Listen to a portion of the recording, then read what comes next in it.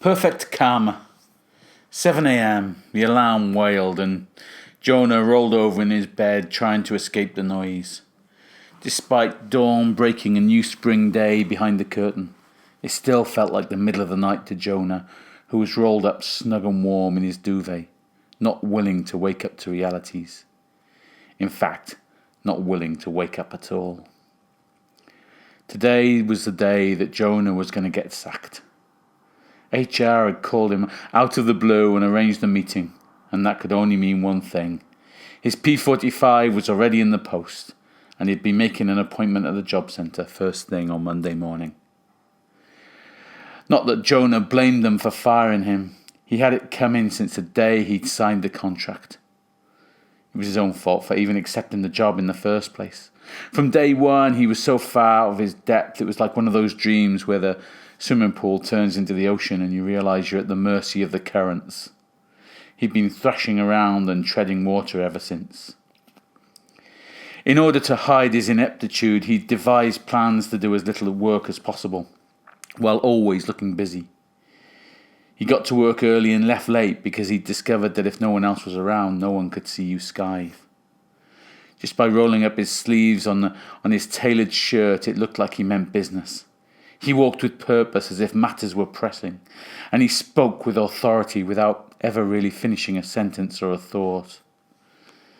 In meetings he discovered he was adept at rewording other people's good ideas to make them look like his own, and he was Olympic standard at recommending who tasks should be done by.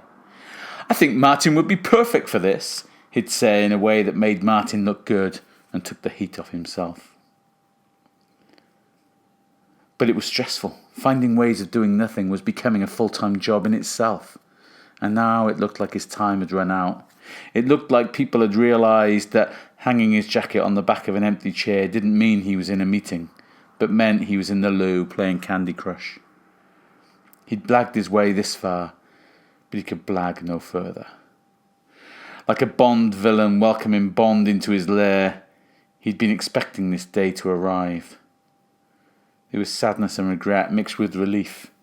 He clambered out of bed, threw on yesterday's shirt, sprayed himself with aftershave in lieu of a shower, and headed towards the guillotine, hoping the blade was sharp and the act would be quick and painless.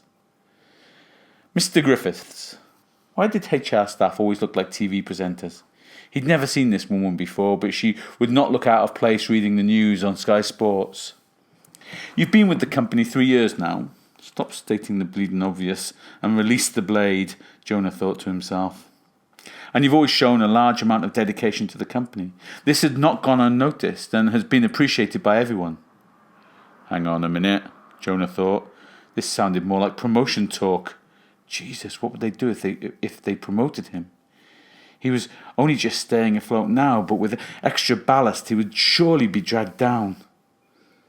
The stress of hiding his shortcomings would probably kill him. The HR woman was still listing his achievements. "What the hell," Jonah thought, and puffed out his chest. "I've bluffed and faked my way this far. Why not a bit further?"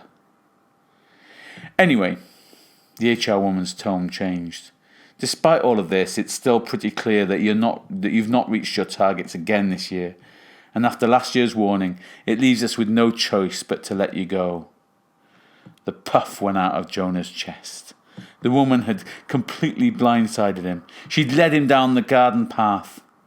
Maybe it was perfect karma, because that was what he'd been doing to the company for the last 3 years.